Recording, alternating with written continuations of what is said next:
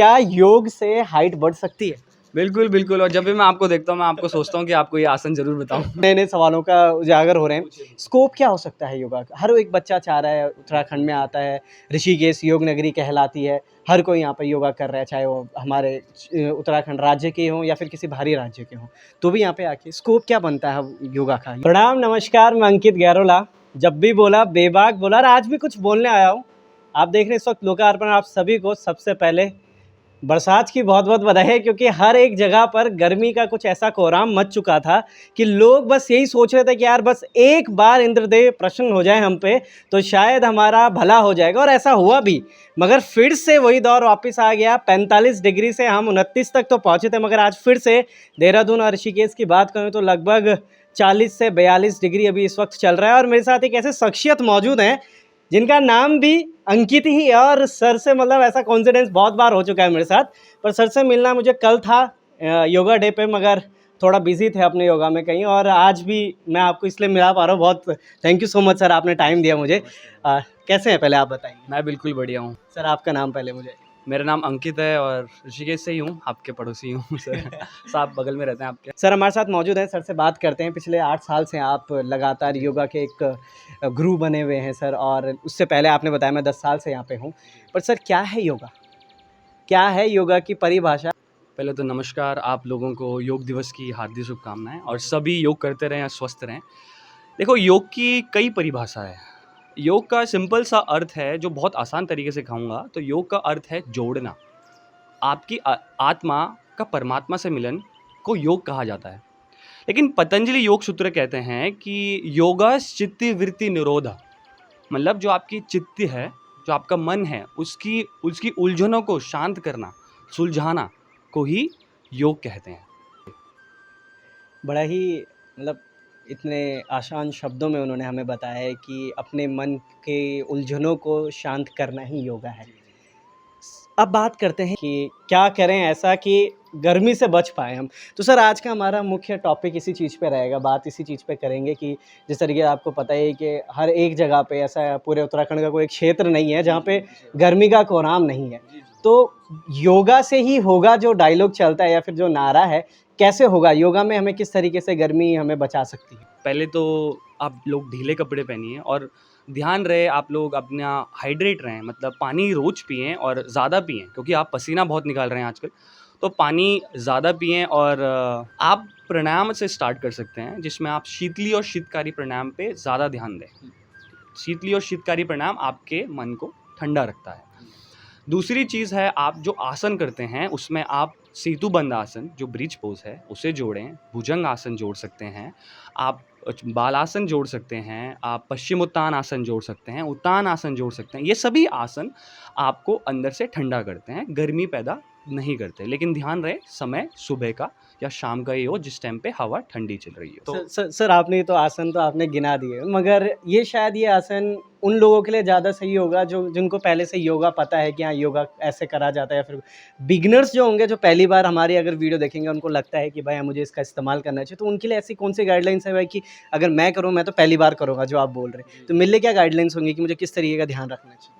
देखो, प्राणायाम है, ये तो बहुत इजी प्राणायाम है जो शीतकारी है। उसमें आपके दांत ऐसे बंद होते हैं और आपको अंदर की तरफ सांस लेनी होती है। या आप दिन भर में आप 3 से 4 बारी भी करोगे तो एक आपको खुद ही, अभी आप एक हम लोगों के साथ ही करेंगे, अगर आप अपने दांत बंद करके अंदर को सांस लोगे तो आपको एक खुद ही कूलिंग इफेक्ट, जो ठंडा ठंडा महसूस होगा। तो ये सभी आसन जो मैंने आपको बताए काफ़ी आसान आसन है, जो आप यहाँ से भी हमारे साथ भी कर सकते हो, या फिर आप जुड़ सकते हो। हमारा स्कूल है खुद का, जो योगा स्कूल है, उनसे जुड़ सकते हो, या हमें ऑनलाइन जुड़ सकते हो, या फॉलो कर सकते हैं हम लोगों को, जो हम इंस्टाग्राम या यूट्यूब में डालते रहते हैं। मैं उसी पे आ रहा था सर आपके पास कि मैंने सोचा पहले थोड़ा सा ऐसे बात कर लें, उसके बाद सर का खुद का एक स्कूल है उसकी तरफ भी जाएंगे। सर मैं वहाँ पे रहूँगा आपको लेकर। उससे पहले मैं पूछूंगा, जैसे अभी आपने बिगिनर्स के लिए बताया कि बहुत ही आसान होता है ये चीज़ें, मगर आजकल आए दिन खबरें आपको सुनने को ज़रूर मिल रही होंगी सोशल मीडिया पे कि इस शहर में गर्मी से 30 लोगों की मौत हो गई है। अभी हाल ही में एक खबर आई थी गाज़ियाबाद में गर्मी की वजह से 55 डिग्री सेल्सियस की वजह से लोगों की मौत हो रही है, जबकि वो ये भी कहते हुए नजर आए उनके परिवार वाले कि लगातार अपने आप को हाइड्रेट रख रहे हैं, अपने आप में पानी की कमी नहीं होने दे रहे हैं, ग्लूकोज ले रहे हैं, साथ ही वो फ्रूट्स भी ले रहे हैं, मगर उसके बाद भी ऐसे खबरें सामने आने का क्या कारण होगा योगा के पर्सपेक्टिव से अगर हम देखें? देखो वो योगा करते नहीं करते थे वो आपको नहीं पता। सुबह उठने मैंने जैसे आपको बताया कि सुबह उठना बहुत ज़रूरी है। आप उठ ही उस काल में रहे हो जब सूरज आपके सर पर है। तो आप उठ ही सीधे गर्मी में रहे हो और फिर आप देर तक सो रहे हो। आपको पता है आप स्क्रीन से भी बहुत गर्मी में ले रहे हो। तो आप अगर स्क्रीन भी बहुत देखते हो इसका मतलब आप बहुत इसकी जहाँ से आपकी लाइट आती है, इसका मतलब आप आँखों के द्वारा भी गर्मी लेते हो। आप पूछ सकते हो, मुझे लगता है काफ़ी लोगों को आँखों में भी जलन हो रही है आजकल। ये स्क्रीन का ही कारण है। गर्मी तो है ही, तो गर्मी के कारण तो आँख में जलन हो ही रही है।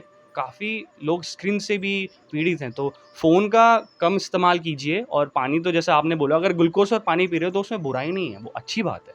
उसको करिए, ढीले कपड़े पहनिए और आराम भी करिए। थोड़ा आराम करिए, थोड़ी ठंडी जगह ज़्यादा रहें। काम है तो अपने को थोड़ा कवर करिए कि आप पे डायरेक्ट सन आप पे सूर्य की किरणें डायरेक्ट ना पड़े आप पे। शास्त्रों के अनुसार कहा जाता है कि एक समय होता है जब देवी देवताओं का उठने का समय होता है और कहते हैं कि अगर उस समय मनुष्य भी उठ जाए तो फिर उसके पूरे दिन भर में जो चीज़ें होती हैं वो पॉजिटिव जाती हैं। तो वो कौन सा समय है और क्या कुछ कहते हैं उस समय के लिए?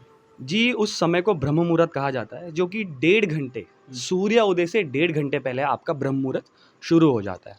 वो बहुत ग्रहणशील होता है, मतलब आप कुछ भी ग्रहण करते हो, तो आप ईज़िली बहुत आसानी से ग्रहण कर सकते हो। तभी बोला जाता है कि आप अगर सुबह-सुबह पढ़ाई करो, तो आपको वो चीज़ें याद रहती है क्योंकि वो जो काल होता है, बहुत सतर्क काल होता है। आप बहुत बहुत ध्यान आपका बहुत उच्च स्तर पे होता है। उच्च स्तर पे। दूसरी आपकी आध्यात्मिकता जो होती है वो बहुत ही हाई लेवल पे बहुत उच्च स्तर पे होती है कि आप अगर उस टाइम पे आप देवी देवताओं का अगर आप पूजा करते हैं तो उस टाइम पे देवी देवताओं की पूजा सीधे देवी देवताओं तक लगती है। तो वो एक काल बहुत शुभ माना जाता है जिस टाइम आप उठें और उस टाइम पे बहुत ही ताज़ी हवा भी चलती है, तो एक बहुत अच्छा समय है जब आप बाहर आके प्राणायाम करें और योग करें। सर, ब्रह्म मुहूर्त की आपने बात करी, मगर अब समय कुछ ऐसा आ गया है कि ब्रह्म मुहूर्त में जिस समय पे हमारे दादा-परदादा उठा करते थे, अब लोग उस समय पे सोते हैं। तो अब के समय और उस समय में जो पकड़ होती थी किसी भी चीज़ का, आपने जैसे बात करी अभी कि बहुत जल्दी अडैप्ट करने वाली चीज़, पकड़ने वाली चीज़ बहुत जल्दी हो जाती है। तो अब सो रहे हैं लोग उसमें, तो उनके लिए क्या कहेंगे आप? उनके उनके लिए लिए क्या कितना उनके दिमाग में आती होगी चीज़ें, क्योंकि ब्रह्म मुहूर्त में सोना उनके लिए तो एक बड़ा, क्योंकि पूरी रात फ़ोन में लगना, उसके बाद फिर ब्रह्म मुहूर्त में सो जाना, सुबह 9 बजे उठना, फिर उठ के अपने ऑफ़िस चले जाना। तो उन लोगों के दिनचर्या और आपके दिनचर्या में क्या फ़र्क देखते हैं आप? जी, इन लोगों को समझाना थोड़ा-थोड़ा मुश्किल हो सकता है क्योंकि लेकिन मुझे लगता है आप ब्रह्म मुहूर्त में ही उठते होंगे। जी, जी, मैं तो प्रातः सुबह उठ जाता हूँ। लेकिन लोगों को समझाना आजकल चिंता का विषय इसलिए है क्योंकि फ़ोन से एक तो लोग छूटते नहीं हैं। दिन भर सुबह-शाम आप फ़ोन में लगे हो, जो पहले नहीं हुआ करता था। आप टेक्नोलॉजी के साथ इतना जुड़ चुके हो कि आप उसको इस्तेमाल नहीं, वो आपको इस्तेमाल कर रही है, जो कि एक बहुत ही चिंता का विषय है। तो मैं यही कहना चाहूँगा कि आप अपना सोने का एक समय निर्धारित करें और जितना आप जल्दी सोएँगे, उतना आपको सुबह उठने में आसानी होगी। तो कोशिश करें कि आप 10 बजे से पहले सो जाएँ और उससे 1 घंटा पहले अपने फ़ोनों को आप कोई भी स्क्रीन जो लाइट जिससे आती है, वो इस्तेमाल ना करें, तो आपको नींद भी अच्छी आएगी और सुबह आसानी होगी आपको उठने में। सर, पिछले 8-10 साल से आप योगा कर रहे हैं। जी। 8-10 साल पहले आप खुद को क्या देखते थे और अब जब 8-10 साल से आप लगातार योगा कर रहे हैं, तो आप अपने शरीर के अंदर ऐसे किन तत्वों पर विजय पा चुके हैं, जिनको आपको लगता है कि 8-10 साल पहले शायद अगर मैं ये इन चीज़ों पे रोक लगा देता, तो आज मुझे इन चीज़ों के लिए सही होना पड़ता। आज मुझे योगा से ही करना, मैंने अपने आप को क्या चीज़ बदलाव देखते हैं? जी, एक्चुअली जो आपने बोला है योगा से ही होगा, मेरे लिए तो वो बहुत कारगर सिद्ध हुआ है। क्योंकि जो मैं इंसान 10 साल पहले था, मैं आज उससे बिल्कुल ही अलग हूँ। मैंने कभी सोचा नहीं था कि मैं योग गुरु बनूँगा, योगाचार्य बनूँगा। अगर मैं आज ये ज्ञान काफ़ी लोगों तक बाँट सकता हूँ, तो ये मेरा बहुत ही तहे दिल से मैं बहुत अच्छा मानता हूँ इस चीज़ को। और मुझे उस टाइम पे मेरी योगा करते समय भी और उससे पहले भी ऑलमोस्ट 8 से 9 इंजरियाँ हो चुकी हैं, जो मैंने योग से ही सुधारी हैं। तो योग में योग थेरेपी हम जो कराते हैं, उसमें आपकी मेरी लास्ट ईयर पिछले साल कमर में चोट आई थी, जो मैंने खुद ही योगा करके सुधारी थी। खुद ही मतलब खुद ही अपना आप ही अपना इलाज करा? जी, जी, जी। अब इतना समय हो गया है तो खुद का इलाज करना मुझे ज़्यादा संभव लगा और मैंने सिर्फ़ और सिर्फ़ 3 महीने में अपनी प्रॉब्लम सॉल्व करी थी, सिर्फ़ योग से। दूसरी चीज़, मुझे सर में बहुत दर्द होता था। 10 साल पहले जब मैं छोटा था, मुझे सर में बहुत दर्द होता था, मेरे परिवार वाले बहुत परेशान थे। जब से मैंने योग स्टार्ट किया था, शुरू किया था, उसके बाद प्राणायाम जो मैंने किया, मेरे को उसके बाद से सर में कभी दर्द नहीं हुआ। तो बहुत कारीगर है योग आपके आपके शरीर के लिए। मेरे लिए तो इसने मेरी पूरी लाइफ ही पूरी चेंज कर दी है सर। पूरा मतलब 10 साल में आपने अपने आप को बदला। आपने भी कमर के दर्द की बात करी। लोगों ने तमाम जगह जाकर अच्छे-अच्छे डॉक्टर्स को दिखाकर, यहाँ तक कि इंडिया में ही नहीं, भारत में ही नहीं बल्कि भारी शहरों में जाकर या फिर किसी भी कंट्री में जाकर, अब्रॉड में जाकर इलाज करा रहे हैं, मगर आज भी वो अपने कमर के दर्द से जूझते हुए नज़र आते हैं। उनके लिए ऐसा कौन-सा आसन होगा सर जो उनको घर में रहते ही लगे कि हाँ, इससे उनको आराम मिल सकता है? आपने क्योंकि इस चीज़ को झेला है। बिल्कुल, बिल्कुल, बिल्कुल। बिल्कुल सही बात है। देखो आपकी कमर के आस-पास मसल्स होती हैं जो कमज़ोर पड़ जाती हैं। तो उसको मजबूत करने के लिए आपको शलभ आसन करना पड़ता है और भुजंग आसन करना पड़ता है। शलभ आसन और भुजंग आसन आपकी कमर की जो मांसपेशियाँ होती हैं उसको मजबूत बनाता है। तो ये आसन आप रोज़ सुबह उठ के करिए, तो आपको कमर में कभी दर्द नहीं होगा। आप ट्विस्टिंग के आसन भी कर सकते हैं, जैसे मोरोड़ के आसन जो आपके होते हैं, मत्स्येंद्र आसन है एक है, या नॉर्मल आप लेट के भी ट्विस्टिंग करो, मोरोड़ वाले आसन लेट के भी करो, तो भी उससे काफ़ी आराम मिलता है। और एक मार्जरी आसन होता है, जोड़ना चाहूँगा एक उसमें। बहुत ही अच्छा आसन है मार्जरी आसन, जिसके कारण बहुत ही लोगों को कमर से दर्द से आराम मिला है। एक एक एक पर्सनल सवाल पूछूँगा अपना। मेरी हाइट ज़्यादा नहीं है सर। कहीं जाता हूँ भीड़ में तो थोड़ा छुपा सा दिखता हूँ। हाँ, हालाँकि ऐसा नहीं जितना शायद धरती के ऊपर होता है, धरती के नीचे भी मैं खुद को रखता हूँ। मगर सर क्या योग से हाइट बढ़ सकती है? बिल्कुल, बिल्कुल, और जब भी मैं आपको देखता हूँ, मैं आपको सोचता हूँ कि आपको ये आसन ज़रूर बताऊँ। जी, बिल्कुल एक्चुअली पहले तो बच्चों की हाइट और एक्चुअली आप लोगों को भी देख सकते हो। देखो हमारा नर्वस सिस्टम जो है ना, वो हमेशा आपके जो भी आप दिनचर्या कर रहे हो ना, उससे सीखता है। रोज़ आपसे कुछ ना कुछ, आप जिस तरीके से अभी बैठे हो उससे आपका नर्वस सिस्टम सीख रहा है। आप रोज़ ऐसे बैठोगे तो आपका नर्वस सिस्टम सोचेगा ऑलराइट, आपको आपको राउंड करनी है बैक, तो चलो हम मोड़ देते हैं उस बैक को। तो इसलिए आपकी बैक भी राउंड हो जाती है। अब देखो ना, अगर मुझे अभी अगर आईटी जॉब मिलेगी कंप्यूटर के आगे और मैं बैठता हूँ, कमर झुकती है, और मैं वैसे ही अगर वो जॉब अगर 1-2 साल करता हूँ, तो जो भी मेरी हाइट है मेरी उससे भी कम हो जाएगी। बच्चों को छोड़ो, आप जो बड़े पहले से हैं जिनकी हाइट, उनकी भी कम हो रही है। जस्ट बिकॉज़ उनकी जो दिनचर्या उसमें वो अपने पोस्चर का, जो शरीर का ढांचा होता है उसका बिल्कुल ख्याल रखते हैं। सीधा बैठना, ढंग से चलना, कोई ख्याल नहीं है। दिन भर मोबाइल फ़ोन में आप लगे रहते हो तो आपका हमेशा कंधा नीचे झुका रहता है, जिससे आपकी जो कमर होती है, रीढ़ की हड्डी, वो झुक जाती है, जिसमें आपको सीधा खड़े होने पे आपकी लंबाई आपको छोटी लगती है। तो मैं सबसे ये बोलना चाहूँगा कि अपनी दिनचर्या सुधारिए, और योग अभ्यास का जैसे आप करते हो, तो अगर आपको शोल्डर ड्रॉपिंग किया, अगर आपका शोल्डर कंधा नीचे झुका हुआ है, उसके जो आसन है आप उसमें जो कमर से संबंधित आसन होते हैं, जैसे आपकी कमर खुलती है, जैसे कि धनुरासन हो गया, भुजंग आसन हो गया, ये सब आसन आप रोज़ करिए। लंबाई के लिए आप ताड़ासन को करिए, रोज़ करिए ताड़ासन, आपको फ़र्क दिखेगा उससे। सर एक लास्ट सवाल, उसके बाद विदा लूँगा। लगातार क्योंकि आपसे बात करने में मज़ा आ रहा है, तो नए-नए सवालों का उजागर हो रहे हैं। स्कोप क्या हो सकता है योगा का? हर एक बच्चा चाह रहा है, उत्तराखंड में आता है, ऋषिकेश योग नगरी कहलाती है, हर कोई यहाँ पे योगा कर रहा है, चाहे वो हमारे उत्तराखंड राज्य के हों या फिर किसी बाहरी राज्य के हों। तो भी यहाँ पे आके स्कोप क्या बनता है योगा का? योगा हर जगह फैल चुका है। देखो, पहले तो योग सीखना और योग सिखाने में बहुत अंतर है। आप योग सब सीखिए, सब के सब सीखिए।